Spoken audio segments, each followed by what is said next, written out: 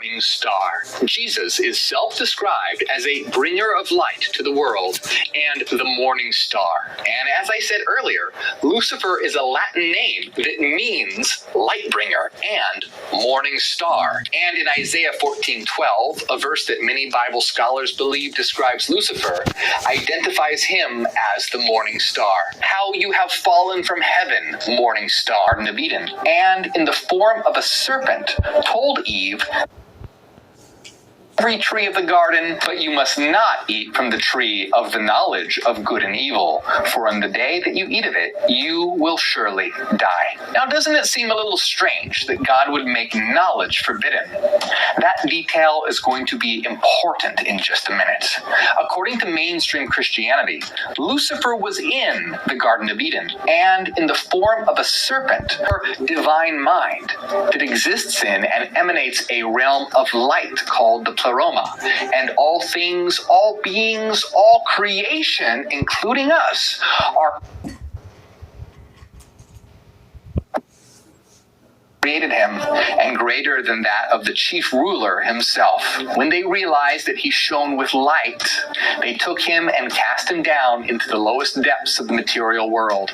They intended to make him anew, this time from earth, water, fire, and wind, which are matter, darkness, desire, the artificial spirit.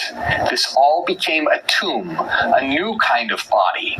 They enchained him in forgetfulness, made him subject to dying. And the secret book of John is far from the only book to reveal that the God of the Bible is an evil being.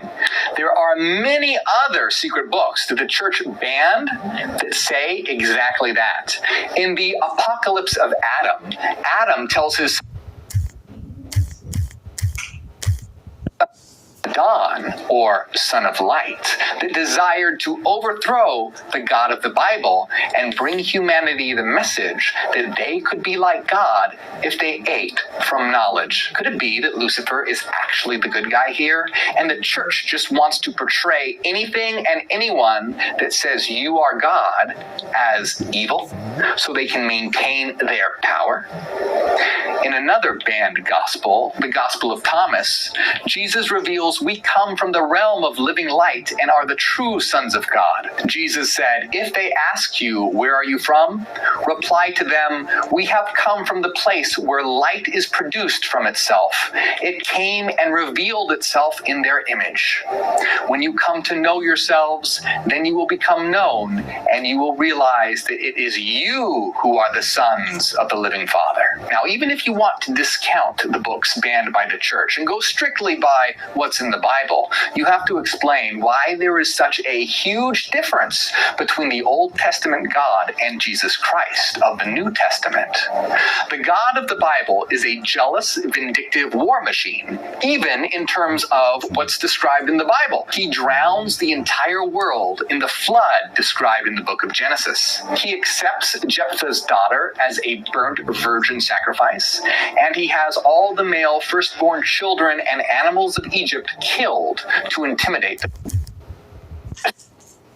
Christianity relies heavily on the testimony of the disciples, and they were absolutely wrong about who God is and who Jesus really is, going so far as to get it completely backwards. So who or what is the true God and who is Jesus? Jesus takes Judas aside and reveals secret knowledge.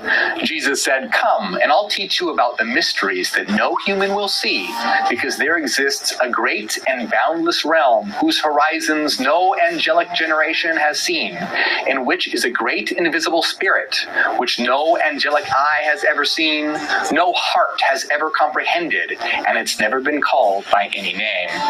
And a luminous cloud appeared there, and he, the Spirit, said, let an angel come into being to attend me.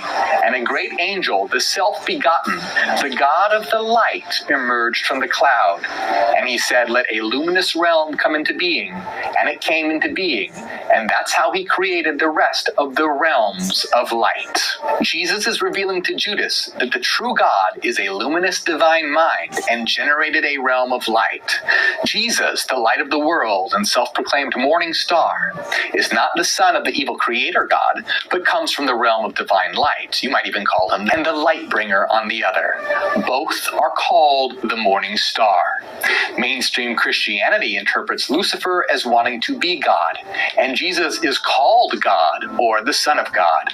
Lucifer tells humanity they can be like God, and Jesus alludes to this as well in the Gospel of John. Lucifer tells this to Eve when he caused her to eat from the tree of knowledge.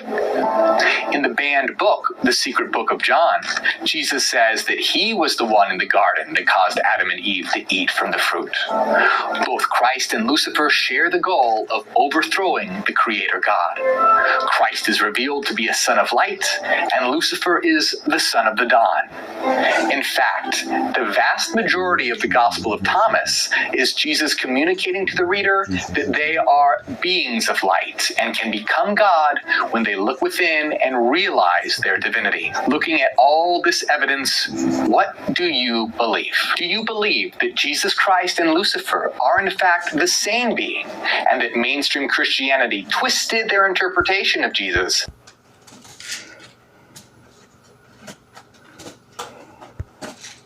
For humanity's evolution, as we explore tarot cards in a way that you have never heard before, I am very excited about this topic, and it's very hard to summarize what we're going to be doing today because there's so this. You're at the point where you're recognizing the architecture of existence in a more clear way. You're understanding it in a more lucid way. It's not veiled anymore by... Hey, real quick, if you're watching this video, then you need to know that we have the unconscious. The unconscious is beginning to become conscious. Now, this is why in the Neo-Genian system, particularly in interstar actualization, we talk about why it's so important to make the unconscious conscious. And it's about piercing that veil and allow us was far down the evolutionary spiral of the experiment, meaning from what I think I understand here is that this... I feel like my face is blurry. Probably because I've been doing this so much. My camera's probably very confused and doesn't know what to focus on. Whatever, you don't need to look at my face. Listen to my words.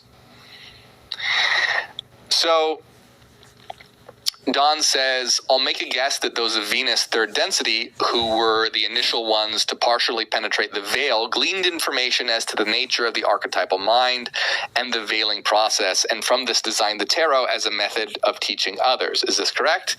It is so. All right, so basically, Don is saying, look, the people of Venus were able to pierce the veil, access the unconscious, and by accessing the unconscious, they raised their consciousness and understood the archetypal nature of existence. And when they understood the archetype, referring to the Egyptian tarot, the one that we're going to use and compare with the Rider-Waite, and Ra's basically saying like, hey,